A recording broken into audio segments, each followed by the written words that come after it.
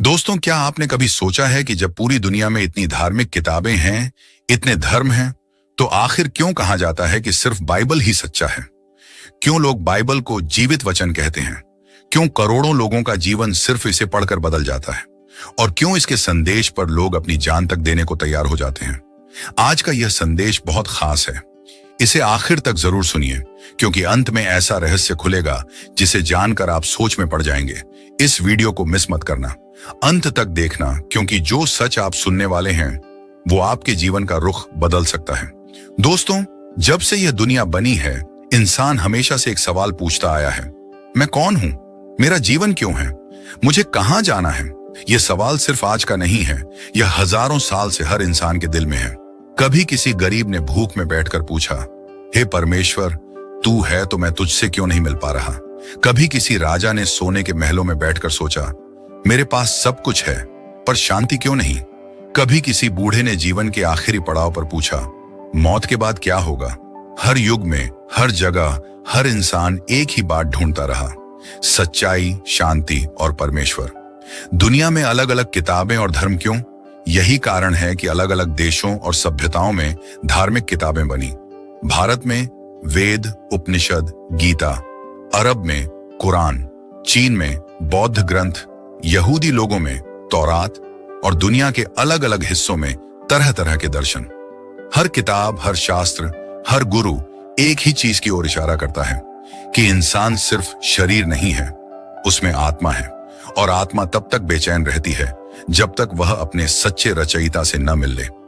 लोग क्यों अलग अलग रास्ते चुनते हैं? कुछ लोग मंदिरों में जाते हैं, कुछ मस्जिदों में, कुछ गिरजाघरों में, कुछ पहाड़ों पर तपस्या करने। किसी ने देवताओं की पूजा की, किसी ने प्रकृति की, किसी ने अग्नि, सूर्य, चंद्रमा को ईश्वर माना। क्यों? क्योंकि हर इंसान को यह अनुभव होता है कि मेरे से बड़ा कोई है जिसने इस दुनिया को बनाया है। लेकिन असली सवाल यही है, वो कौन है? क्या वह बहुत सारे देवता हैं? क्या वह सिर्फ एक शक्ति है? या क्या वह कोई है जिससे मैं सच में मिल सकता हूं? क्यों सिर्फ खोज नहीं, बल्कि सच्चाई चाहिए दोस्तों। खोज बहुत अच्छी चीज है, लेकिन सोचिए, अगर कोई भूखा आदमी खाना ढूंढे और सिर्फ किताबें पढ़ता रहे कि खाना कैसा होता है, तो क्या उसका पेट भरेगा? अगर कोई प्यासा रेगिस्तान में भटक रहा है और उसे सिर्फ यह बताया जाए कि पानी कहीं ना कहीं है, तो क्या उसकी प्यास बुझ जाएगी? नहीं, उसे प्यास बुझाने के लिए असली पानी चाहिए। वैसे ही इंसान ने वेदों में, उपनिषदों में, गीता में, दर्शन शास्त्रों में खोज की। इन सब ने हमें यह बताया कि सच्चाई है, परमात्मा है, सत्य की खोज करो। लेकिन खोज और मंजिल में फर्क है, सवाल और जवाब में फर्क है। बाइबल क्यों अलग है? यहीं पर बाइबल सबसे अलग खड़ी होती है। जहां बाकी किताबें कहती हैं सत्य को खोजो, वहीं बाइबल कहती है सत्य तुम्हें खोज रहा है। जहां बाकी किताबें कहती हैं परमात्मा तक पहुंचने के लिए साधना करो, कर्म करो, वहीं बाइबल कहती है परमेश्वर खुद तुम्हारे पास आया है। बाइबल का संदेश यही है कि परमेश्वर दूर बैठा हुआ नहीं है, वह हमें जानता है, हमसे प्रेम करता है और हमारे पास आया। सोचिए दोस्तों, अगर कोई बच्चा अपनी मां को खोज रहा हो, तो क्या सिर्फ किताबें पढ़कर उसकी तड़प खत्म हो जाएगी? नहीं, उसे मां की गोद चाहिए। वैसे ही इंसान की आत्मा सिर्फ किताबों से शांत नहीं होती, उसे असली सत्य चाहिए। और बाइबल यही कहती है, मैं ही मार्ग हूं, सत्य हूं और जीवन हूं। यूहन्ना अध्याय 14 वचन 6। यह दावा किसी और किताब ने नहीं किया। किसी ने नहीं कहा मैं ही सत्य हूं, किसी ने नहीं कहा मेरे बिना कोई पिता के पास नहीं आ सकता। क्यों लोग बाइबल को अलग मानते हैं? दोस्तों, दुनिया की हर धार्मिक किताब कुछ बातें बताती है। अच्छे कर्म करो, झूठ मत बोलो, चोरी मत करो, बुराई से बचो। ये बातें हर इंसान जानता भी है, लेकिन क्या सिर्फ ये बातें मानने से आत्मा को शांति मिलती है? नहीं, क्योंकि समस्या सिर्फ हमारे कर्म की नहीं, बल्कि हमारे हृदय की है। हम अच्छाई जानते हैं पर बुराई भी करते हैं। हम झूठ से नफरत करते हैं पर कभी ना कभी झूठ बोल ही देते हैं। हम पाप से बचना चाहते हैं पर पाप हमें खींच लेता है। यानी कि असली समस्या ज्ञान की नहीं है, समस्या हृदय की है। और बाइबल यही कहती है, मनुष्य का हृदय सब वस्तुओं से बढ़कर धोखेबाज है। यिर्मयाह अध्याय 17 वचन 9। दोस्तों, यह सच मानना होगा कि हम अपनी शक्ति से परमेश्वर तक नहीं पहुंच सकते। हम अपने कर्मों, साधना या तपस्या से शुद्ध नहीं हो सकते। लेकिन यही जगह है जहां बाइबल हमें चौंकाती है। बाइबल कहती है, मनुष्य परमेश्वर तक नहीं पहुंच सकता, पर परमेश्वर मनुष्य तक पहुंचा। यही सबसे बड़ा अंतर है। बाकी किताबें रास्ता दिखाती हैं, बाइबल मंजिल दिखाती है। तो दोस्तों, आज हमने यह देखा कि इंसान हमेशा से सच्चाई की खोज करता आया है। अलग अलग धर्म और किताबें उसी खोज का नतीजा हैं। वेद, गीता, कुरान, उपनिषद, सब में सत्य की झलक है। लेकिन वे सब केवल सवाल उठाते हैं, और बाइबल सिर्फ सवाल नहीं उठाती बल्कि जवाब देती है। सिर्फ रास्ता नहीं बताती, मंजिल तक ले जाती है। दोस्तों, ये तो सिर्फ शुरुआत है। आगे हम गहराई से देखेंगे कि वेद और अन्य ग्रंथ क्या कहते हैं और उनमें कौन सी सीमाएं हैं, और तब आप समझेंगे कि क्यों बाइबल सच में सबसे अलग है। इसलिए इस वीडियो को आगे तक जरूर देखिएगा। दोस्तों, अब तक हमने यह जाना कि इंसान हमेशा से सत्य की खोज करता आया है। हमने देखा कि दुनिया के अलग अलग हिस्सों में लोगों ने अलग अलग किताबें लिखी और धर्मों की नींव डाली। अब सवाल यह उठता है कि जब भारत के पास वेद, उपनिषद और गीता जैसी गहरी किताबें हैं, जब अरब के पास कुरान है, जब चीन में बौद्ध ग्रंथ हैं, तो फिर क्यों कहा जाता है कि केवल बाइबल ही सच्चा है? क्या बाकी किताबों में कोई सच्चाई नहीं है, या उनमें सच्चाई है लेकिन अधूरी है? आज हम इसी रहस्य को समझेंगे। दोस्तों, भारत को आध्यात्मिक भूमि कहा जाता है। यहां हजारों साल पहले आर्षियों ने गहरी तपस्या की और अपने अनुभवों को मंत्रों में लिखा। इन्हें ही हम वेद कहते हैं। वेदों में अग्नि, सूर्य, वायु, इंद्र जैसे देवताओं की स्तुति है। इनमें यज्ञ और मंत्रों का बड़ा महत्व है। इंसान और प्रकृति के बीच संबंध की बातें हैं। उपनिषद में आत्मा और ब्रह्म की खोज की गई। वहां कहा गया कि आत्मा और परमात्मा एक हैं, उन्हें जानना ही मुक्ति है। ये बातें सुनने में गहरी और रहस्यमयी लगती हैं। लेकिन सवाल उठता है, क्या वेद हमें यह बताते हैं कि हमारा पाप कैसे मिटेगा? क्या उपनिषद हमें यह बताते हैं कि मृत्यु के बाद हमारा निश्चित भविष्य क्या होगा? नहीं, वे हमें सिर्फ खोज करने को कहते हैं। सत्य की तलाश करो, ब्रह्म को जानो।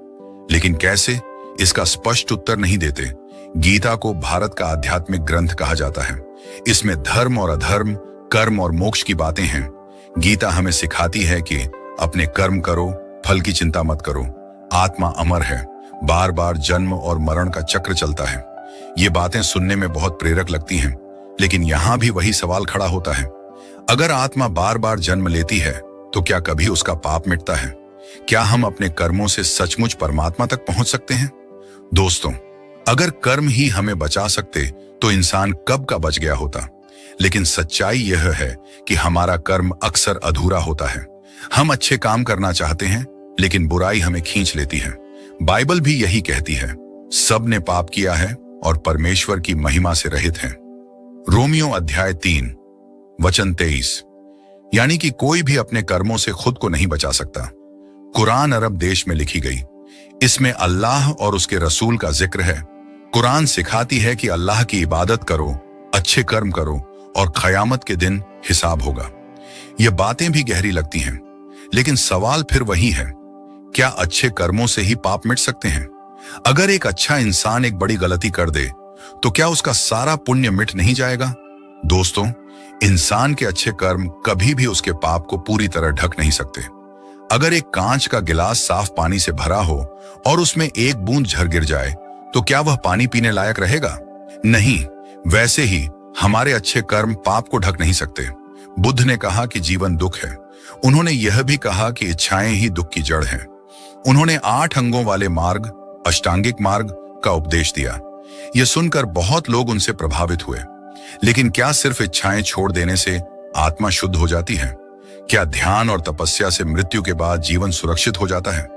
नहीं, क्योंकि समस्या सिर्फ इच्छाओं की नहीं है, बल्कि हमारे अंदर के पाप की है, और यह पाप ध्यान या तपस्या से नहीं मिट सकता।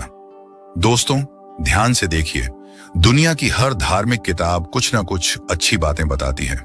वेद कहते हैं सत्य की खोज करो, गीता कहती है अपने कर्म करो, कुरान कहती है अल्लाह की इबादत करो, बौद्ध ग्रंथ कहते हैं इच्छाएं छोड़ो। ये सब बातें इंसान को राह दिखाती हैं, लेकिन इनकी एक सीमा है। ये सब इंसान को उसके पाप से मुक्त नहीं कर सकती। ये सब इंसान को उद्धार का रास्ता नहीं दिखाती। ये सब केवल सवाल उठाती हैं, जवाब नहीं देती। बाइबल क्यों सबसे अलग है? अब यहाँ बाइबल सबसे अलग खड़ी होती है। वेद कहते हैं सत्य की तलाश करो। बाइबल कहती है सत्य तुम्हारे पास आया। गीता कहती है कर्म करो, शायद मुक्ति मिले। बाइबल कहती है कृपा से तुम विश्वास के द्वारा उद्धार पाए हो और यह तुम्हारा नहीं, परमेश्वर का दान है। इफिसियों अध्याय 2 वचन 8। कुरान कहती है कयामत के दिन कर्मों का तराजू होगा। बाइबल कहती है जो मुझ पर विश्वास करता है उस पर दोष नहीं लगाया जाएगा। यूहन्ना अध्याय 3 वचन 18। दोस्तों, मान लीजिए एक अंधेरे कमरे में 4 लोग एक हाथी को छू रहे हैं। एक ने सूंड पकड़ी और कहा हाथी सांप जैसा है। दूसरे ने पैर पकड़ा और कहा हाथी खंभे जैसा है। तीसरे ने पूंछ पकड़ी और कहा हाथी झाड़ू जैसा है। चौथे ने कान पकड़ा और कहा हाथी पंखे जैसा है। क्या वे सब गलत थे? नहीं, वे सब अपने अनुभव के अनुसार सही थे, लेकिन सच्चाई पूरी नहीं थी।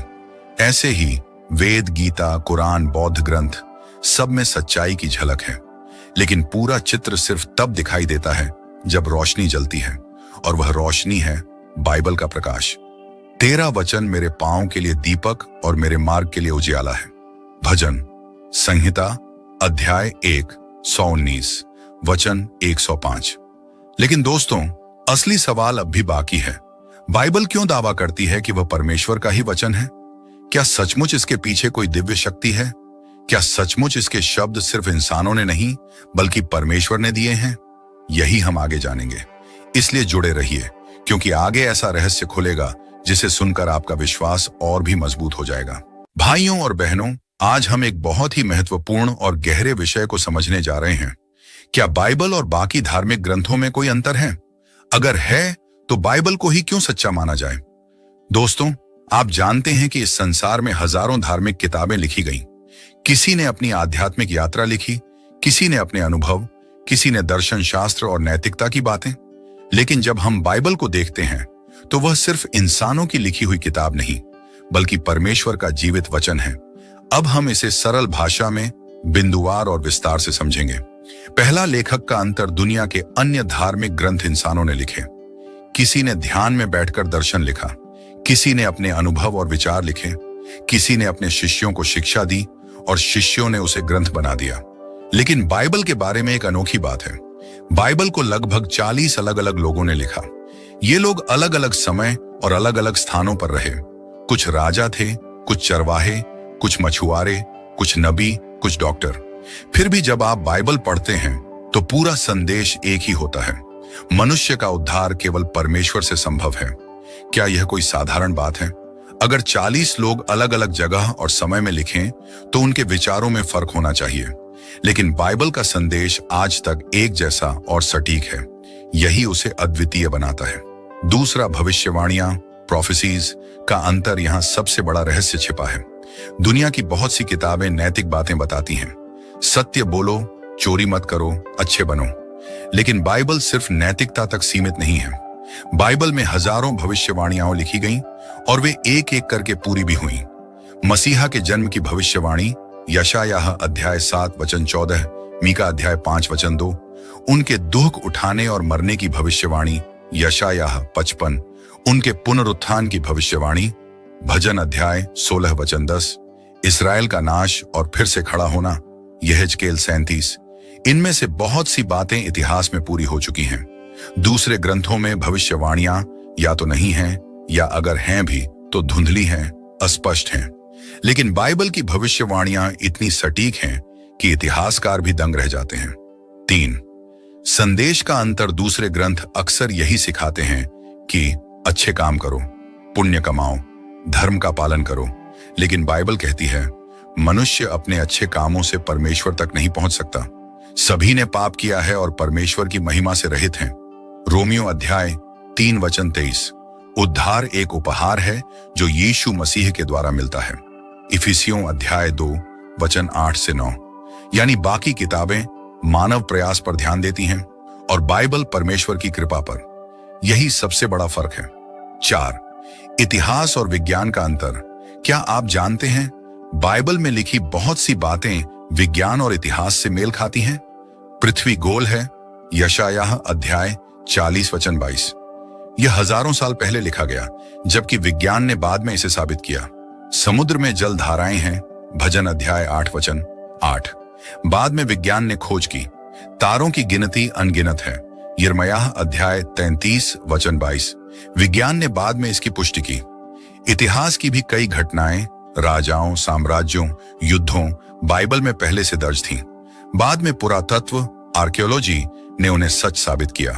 बाकी ग्रंथ दर्शन और शिक्षा तो देते हैं, लेकिन इतिहास और विज्ञान में उतनी गहराई से मेल नहीं खाते। 5. जीवन बदलने की शक्ति का अंतर। सबसे बड़ा फर्क यह है कि बाइबल सिर्फ किताब नहीं, बल्कि जीवन बदलने वाली शक्ति है। कितने लोग थे जो शराबी थे, पाप में डूबे थे, निराश थे, आत्महत्या करने को तैयार थे, लेकिन जब उन्होंने बाइबल पढ़ी तो उनका जीवन बदल गया। यीशु मसीह का वचन दिल को छू लेता है, यह आत्मा में प्रवेश करता है और इंसान को नया बना देता है। अन्य ग्रंथ अच्छे उपदेश दे सकते हैं, लेकिन बाइबल आत्मा में जाकर मनुष्य को बदल देती है। 6. अनुवाद और प्रभाव का अंतर। क्या आप जानते हैं, बाइबल दुनिया की सबसे ज्यादा अनुवाद की जाने वाली किताब है। इसे 3000 से ज्यादा भाषाओं में अनुवाद किया गया। दुनिया का लगभग हर इंसान इसे अपनी भाषा में पढ़ सकता है। ऐसा किसी और ग्रंथ के साथ नहीं है। यह क्यों हुआ? क्योंकि परमेश्वर चाहता था कि उसका संदेश पूरी दुनिया तक पहुंचे। 7. उद्धार का रास्ता। अन्य ग्रंथों में उद्धार का रास्ता कठिन है, हजारों नियम, अनुष्ठान, कर्मकांड, लेकिन बाइबल कहती है जो प्रभु के नाम को पुकारेगा वह उद्धार पाएगा। रोमियो अध्याय 10 वचन 13। मैं ही मार्ग, सत्य और जीवन हूं, बिना मेरे कोई पिता के पास नहीं आ सकता। यूहन्ना अध्याय 14 वचन 6। यानी उद्धार सरल है, विश्वास के द्वारा। 8. एक चौंकाने वाला रहस्य। अब मैं आपको वह रहस्य बताता हूं जिसके लिए आप इंतजार कर रहे थे। दोस्तों, सोचिए, अगर सभी ग्रंथ सिर्फ नैतिकता सिखाते तो उनमें और बाइबल में कोई फर्क नहीं होता। लेकिन बाइबल सिर्फ नैतिकता नहीं, बल्कि उद्धार का रास्ता बताती है। यानी बाकी किताबें कहती हैं इंसान ऊपर चढ़े, और बाइबल कहती है परमेश्वर खुद नीचे आया इंसान को उठाने। यही सबसे बड़ा फर्क है। अब आप खुद सोचिए, क्या कोई और किताब इतनी अद्भुत हो सकती है? भाइयों और बहनों, यही कारण है कि हम कहते हैं बाइबल ही सच्चा है। आगे हम जानेंगे क्या सचमुच बाइबल आज के आधुनिक समय में भी प्रासंगिक है। दोस्तों, अभी आगे जो आप सुनेंगे वह आपको हैरान कर देगा, इसलिए एक पल भी स्किप मत कीजिए। एक सवाल अक्सर उठता है, बाइबल तो हजारों साल पुरानी किताब है, क्या यह आज के विज्ञान और तकनीक के युग में भी काम की है? क्या आज भी यह उतनी ही सच है जितनी पहले थी? यह बहुत गहरा और सोचने वाला सवाल है, क्योंकि आज इंसान चांद पर पहुंच गया है, कृत्रिम बुद्धिमत्ता AI बना रहा है, इंटरनेट से पूरी दुनिया जोड़ चुका है। ऐसे में लोग सोचते हैं कि क्या इतनी पुरानी किताब से हमें कुछ सीखने को मिल सकता है? दोस्तों, सच्चाई यह है कि बाइबल पहले भी प्रासंगिक थी, आज भी है और सदा रहेगी, क्योंकि यह केवल एक ऐतिहासिक या धार्मिक किताब नहीं, बल्कि परमेश्वर का जीवित वचन है। आज हम सरल भाषा में समझेंगे कि कैसे बाइबल आधुनिक समय में भी हर व्यक्ति के जीवन के लिए जरूरी है। 1. मानव की समस्याएं वही हैं, समाधान भी वही है। तकनीक बदल गई है, पर इंसान की समस्याएं वही हैं। अकेलापन, चिंता, पाप, अपराध बोध, टूटे हुए रिश्ते, लालच और स्वार्थ। क्या मोबाइल, कार या कंप्यूटर इन समस्याओं का हल दे पाए हैं? नहीं, बाइबल ही सिखाती है, हे सब परिश्रम करने वालों और बोझ से दबे लोगों, मेरे पास आओ, मैं तुम्हें विश्राम दूंगा। मत्ती अध्याय 11 वचन 28। यह वचन आज भी उतना ही जीवित है जितना 2000 साल पहले था। 2. बाइबल और विज्ञान का मेल। लोग कहते हैं विज्ञान आगे बढ़ चुका है, अब बाइबल की जरूरत नहीं, लेकिन सच्चाई यह है कि बाइबल विज्ञान से टकराती नहीं, बल्कि उससे पहले ही बहुत कुछ बता देती है। उदाहरण, पृथ्वी गोल है, यशायाह अध्याय 40 वचन 22। विज्ञान ने बाद में कहा समुद्र की धाराएं हैं, भजन अध्याय 8 वचन 8। बाद में खोज हुई। तारे अनगिनत हैं, यिर्मयाह अध्याय 33 वचन 22। विज्ञान ने बाद में स्वीकारा, इसलिए बाइबल कालातीत है, यह हर युग में सच है। 3. नैतिकता और मूल्यों की नींव। आज की दुनिया में लोग कहते हैं सही और गलत का कोई मापदंड नहीं, हर कोई अपनी मर्जी से जिए। लेकिन अगर सब अपनी अपनी मर्जी से जिए तो समाज टूट जाएगा। बाइबल ही वह किताब है जो नैतिक मूल्यों की स्थायी नींव देती है। अपने पड़ोसी से अपने समान प्रेम रख, मरकुस अध्याय 12 वचन 30। चोरी न करना, झूठ न बोलना, लालच न करना, निर्गमन अध्याय 20 वचन 15 से 17। अगर समाज इन सिद्धांतों पर चले तो शांति और न्याय स्थापित होगा। 4। रिश्तों में मार्गदर्शन। आज परिवार टूट रहे हैं, तलाक बढ़ रहे हैं, बच्चे अकेले हो रहे हैं, लेकिन बाइबल परिवार के लिए मार्गदर्शन देती है। पति पत्नी को प्रेम और आदर में रहना चाहिए। इफिसियों अध्याय 5 वचन 25 और 33। बच्चों को माता पिता का आदर करना चाहिए। इफिसियों अध्याय 6 वचन 1 से 2। माता पिता को बच्चों को प्रेम से सिखाना चाहिए। कुलुस्सियों अध्याय 3 वचन 21। यानी बाइबल आधुनिक परिवार की समस्याओं का समाधान देती है। 5 तनाव और चिंता का हल। आज की दुनिया स्ट्रेस से भरी है। नौकरी, पढ़ाई, पैसा, बीमारी, हर जगह चिंता है। बाइबल कहती है अपनी सारी चिंता उसी पर डाल दो क्योंकि उसको तुम्हारा ध्यान है। 1 पतरस अध्याय 5 वचन 7। कुछ भी चिंता मत करो, पर हर बात में प्रार्थना और निवेदन के द्वारा धन्यवाद के साथ अपनी विनतियां परमेश्वर के सम्मुख प्रस्तुत करो। तब परमेश्वर की शांति तुम्हारे मन और तुम्हारे विचारों की रक्षा करेगी। फिलिप्पियों अध्याय 4 वचन 6 से 7। क्या यह आज की दुनिया के लिए प्रासंगिक नहीं? 6, आर्थिक और सामाजिक न्याय। आज दुनिया में अमीरी गरीबी का बहुत अंतर है। बाइबल कहती है यदि कोई गरीब हो तो उसका हक मत मारो। व्यवस्था विवरण अध्याय 15 वचन 7 से 8। न्याय करना और धर्म का पालन करना, यह यहोवा को बलिदान से भी अधिक अच्छा लगता है।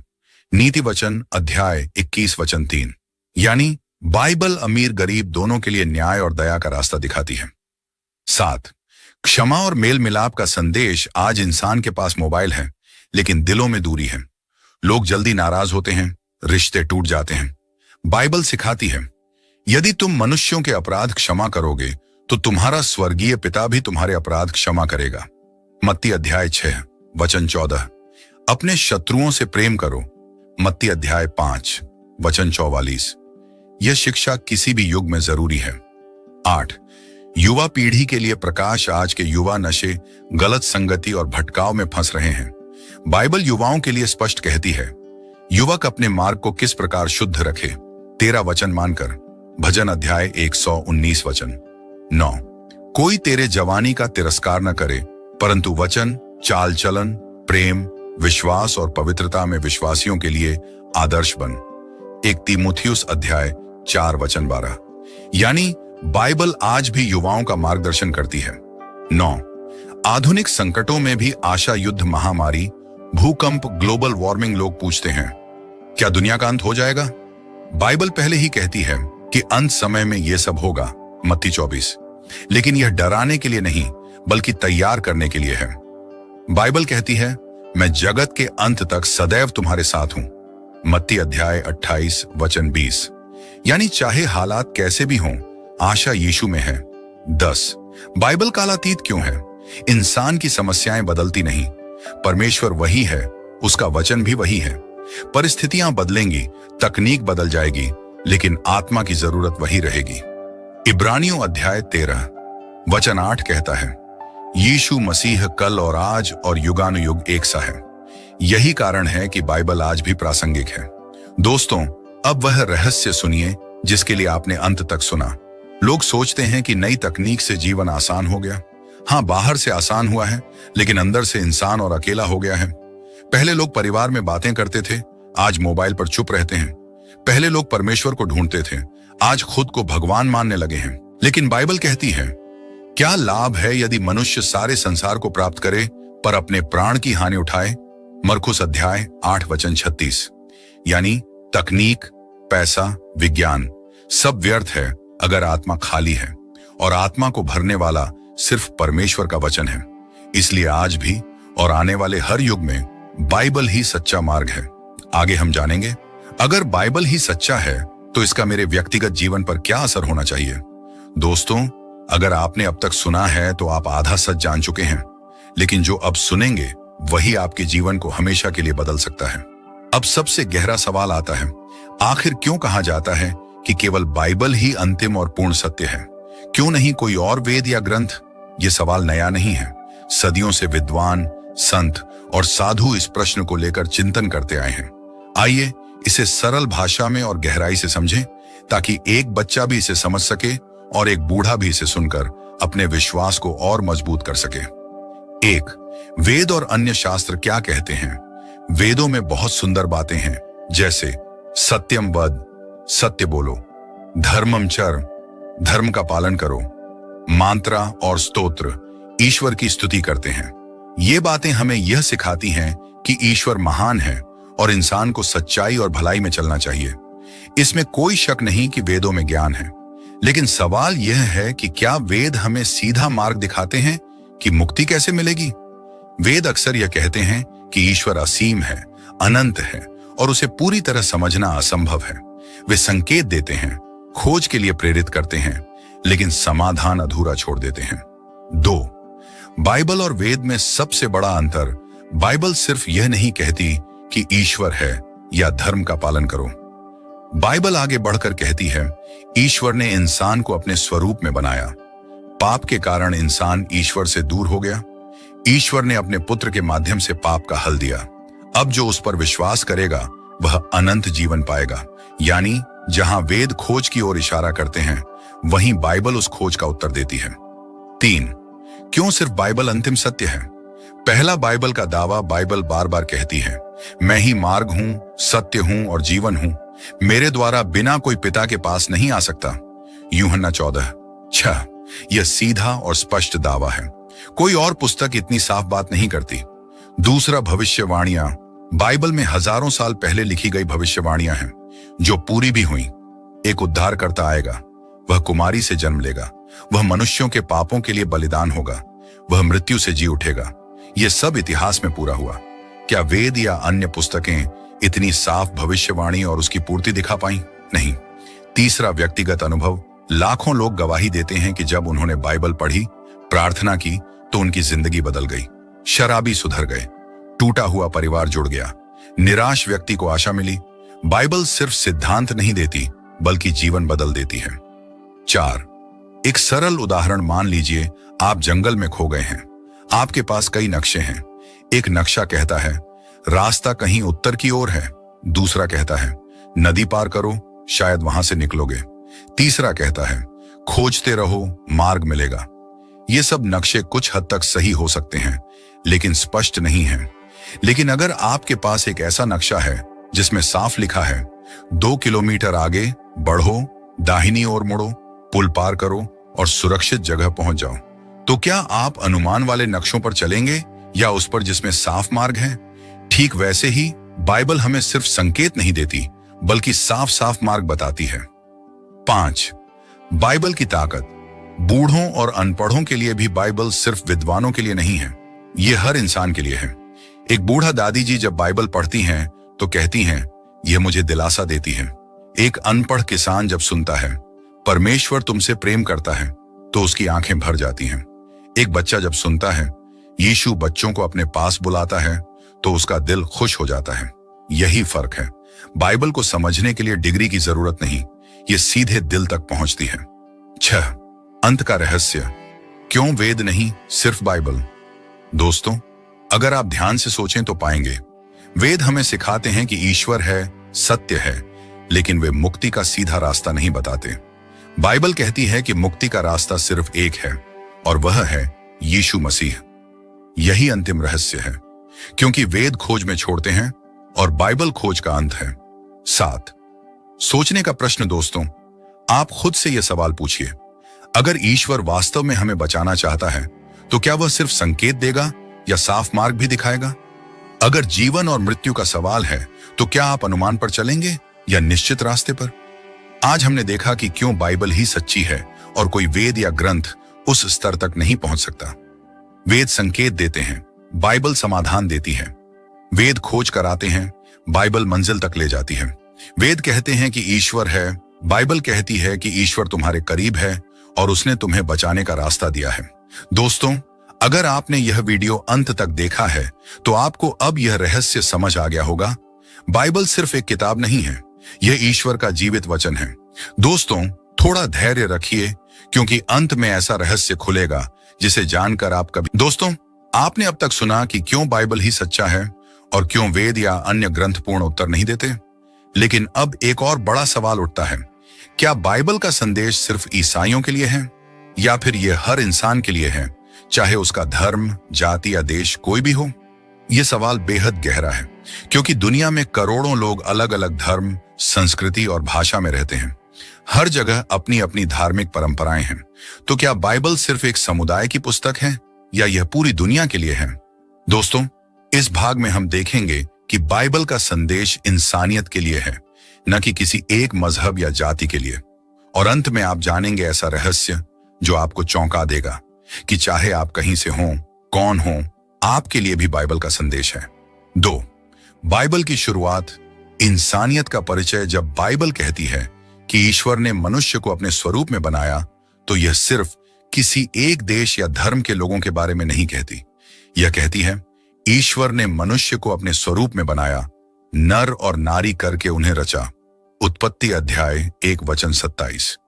इसका मतलब साफ है, ईश्वर ने सभी इंसानों को बनाया। हर इंसान उसकी छवि में है, कोई भी छोटा या बड़ा नहीं है। यह संदेश किसी धर्म की सीमा में नहीं बंधा, बल्कि पूरी मानव जाति के लिए है। 3. पाप और टूटन सबके साथ समान। अगर हम ईमानदारी से देखें तो हर इंसान किसी न किसी पाप में फंसा हुआ है। कोई झूठ बोलता है, कोई चोरी करता है, कोई गुस्सा करता है, कोई बुरी आदतों का गुलाम है। बाइबल कहती है सब ने पाप किया है और ईश्वर की महिमा से रहित हैं। रोमियो अध्याय 3:22। ध्यान दीजिए, इसमें लिखा है सबने, मतलब किसी एक धर्म के लोग नहीं, बल्कि हर इंसान। तो जब समस्या सबके लिए है तो समाधान भी सबके लिए होना चाहिए। यही कारण है कि बाइबल का संदेश हर इंसान तक पहुंचना चाहिए। 4. उद्धार। सबके लिए खुला रास्ता। अब सवाल है, समाधान क्या है? बाइबल का उत्तर सीधा है, क्योंकि ईश्वर ने जगत से ऐसा प्रेम रखा कि उसने अपना एकलौता पुत्र दे दिया, ताकि जो कोई उस पर विश्वास करे वह नाश न हो पर अनंत जीवन पाए। यूहन्ना अध्याय 3:16। ध्यान दें, इसमें लिखा है जो कोई उस पर विश्वास करे। यहां न धर्म की शर्त है, न जाति की, न भाषा की। हिंदू हो, मुस्लिम हो, सिख हो, ईसाई हो, सबके लिए यह बुलावा है। अमीर हो, गरीब हो, बूढ़ा हो या बच्चा, सबके लिए रास्ता खुला है। यही बाइबल का सबसे बड़ा रहस्य है। उद्धार सिर्फ कुछ लोगों के लिए नहीं, बल्कि पूरी दुनिया के लिए है। 5. एक अद्भुत उदाहरण मान लीजिए, आपके पास एक दवा है जो हर बीमारी को ठीक कर सकती है। अब क्या आप उस दवा को सिर्फ अपने परिवार तक सीमित रखेंगे? नहीं, आप चाहेंगे कि पूरा गांव, पूरा शहर, पूरी दुनिया उस दवा का फायदा उठाए। ठीक वैसे ही बाइबल कहती है कि यीशु मसीह ही वह दवा है जो पाप की बीमारी को ठीक करते हैं, और यह दवा हर इंसान के लिए है। 6. जाति और ऊंच नीच का अंत। हमारे समाज में जाति, ऊंच नीच, अमीरी गरीबी की दीवारें बहुत गहरी हैं, लेकिन बाइबल कहती है न तो यहूदी रहा, न यूनानी, न दास, न स्वतंत्र, न नर, न नारी, क्योंकि सब मसीह यीशु में एक हैं। गलातियों अध्याय 3:28। यह कितना अद्भुत है। जहां इंसान भेदभाव करता है, वहां बाइबल समानता लाती है। जहां समाज ऊंच नीच बांटता है, वहां बाइबल कहती है सब बराबर हैं। यानी बाइबल सिर्फ एक धर्म की किताब नहीं, बल्कि समानता का संदेश देने वाली पुस्तक है। 7. इतिहास में प्रमाण। दोस्तों, इतिहास गवाह है कि जब बाइबल का संदेश अलग अलग देशों में पहुंचा, तो वहां समाज में क्रांति आई। दास प्रथा का अंत हुआ, अनाथ बच्चों की देखभाल शुरू हुई, अस्पताल और स्कूल बने, गरीब और बीमारों के लिए सेवा कार्य शुरू हुए। यानी बाइबल का संदेश सिर्फ आत्मा के लिए नहीं, बल्कि समाज को बदलने के लिए भी है। 8. आज के लिए क्या मतलब है? आज भी दुनिया में लोग धर्म और जाति के नाम पर लड़ते हैं। आज भी गरीब भूखे सोते हैं। आज भी लोग निराशा में आत्महत्या करते हैं। लेकिन बाइबल कहती है, हे सब परिश्रम करने वालों और बोझ से दबे लोगों, मेरे पास आओ, मैं तुम्हें विश्राम दूंगा। मत्ती अध्याय 11:28। यह बुलावा हर इंसान के लिए है। चाहे आप किसी भी धर्म से हों, यीशु मसीह आपको अपने पास बुलाते हैं। क्यों बाइबल सबके लिए है? दोस्तों, अब वह रहस्य खोलने का समय है जो मैंने शुरुआत में कहा था। क्या आप जानते हैं, बाइबल कभी यह नहीं कहती कि यह सिर्फ एक समुदाय की पुस्तक है। यह कहती है कि यह पूरी दुनिया के लिए है। क्यों? क्योंकि पाप सबके पास है और उद्धार सबके लिए चाहिए। यही कारण है कि बाइबल का संदेश हर इंसान के लिए है, चाहे आप मंदिर जाएं, मस्जिद जाएं, गुरुद्वारे जाएं या चर्च, चाहे आप भारत में हों या अमेरिका में, अफ्रीका में हों या यूरोप में, ईश्वर का प्रेम सबके लिए है। दोस्तों, आज मैं आपसे यह सवाल पूछना चाहता हूं, अगर ईश्वर का प्रेम सबके लिए है, तो क्या आपने कभी सोचा कि यह प्रेम आपके लिए भी है? अगर बाइबल का संदेश हर इंसान के लिए है, तो क्या आपने इसे व्यक्तिगत रूप से स्वीकार किया है? दोस्तों, आज हमने देखा कि बाइबल का संदेश किसी एक धर्म, जाति या देश तक सीमित नहीं है। यह पूरी मानव जाति के लिए है। यह हर पापी के लिए है। यह हर उस इंसान के लिए है जो जीवन में आशा और मुक्ति चाहता है। याद रखिए, बाइबल सिर्फ एक किताब नहीं, बल्कि ईश्वर का जीवित वचन है जो हर इंसान को बुलाता है। आगे हम जानेंगे, अगर बाइबल सच्ची है तो हमें इसे अपने जीवन में कैसे अपनाना चाहिए।